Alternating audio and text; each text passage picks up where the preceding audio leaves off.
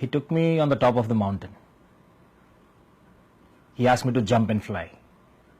I said, I can't. He said, you can. I said, I can't. He said, you can. I was frightened. He took me on the edge. He pushed me. And I flew.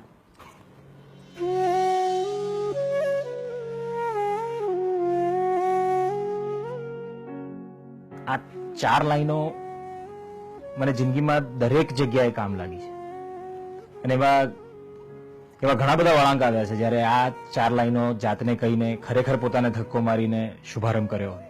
એટલે આ શુભારંભ શબ્દ મને એટલા માટે ગમે છે કે ખાલી આરંભ નથી થતો, શુભારંભ થાય છે.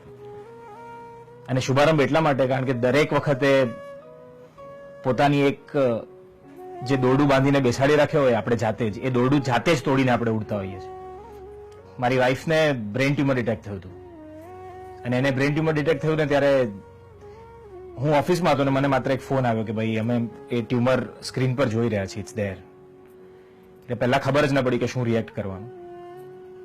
અને ઘરે જઈને મેં મારી વાઈફ સાથે વાત કરી ત્યારે એને મને એવી રીતે વાત કરી જાણે સાદો તાવ આવ્યો હોય. એટલે સૌથી મોટો ઝટકો ત્યારે લાગ્યો કે આવું કઈ રીતે કોઈ બિહેવ કરી શકે. બટ ધ વે શી ફોટ. 8 કલાકના ઓપરેશન પછી ડોક્ટરે બહાર આવીને એમ કીધું કે your wife performed very well in the operation theatre.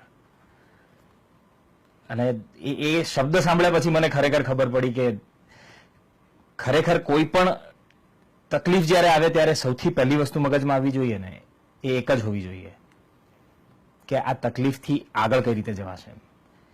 કારણ કે ત્યારે જો કદાચ એને લઈને બેસી ગયા હોત તો આઈ ડોન્ટ નો શું વાત હોત. But I guess that was a real શુભારંભ ફોર મી.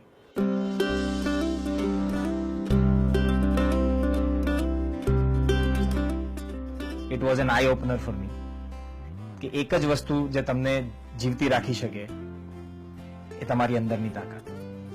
અને એમ ઘણા બધા મહાનુભાવોના જીવનમાં પણ આપણે જોયું છે. મહાત્મા ગાંધી હોય કે ઘણા બધા મહાનુભાવ છે. બટ આઈ ગેસ મારી લાઈફનો એક આ નાનકડો ઇન્સિડન્ટ છે, ખરેખર શુભારંભ છે મારા માટે. શુભારંભ.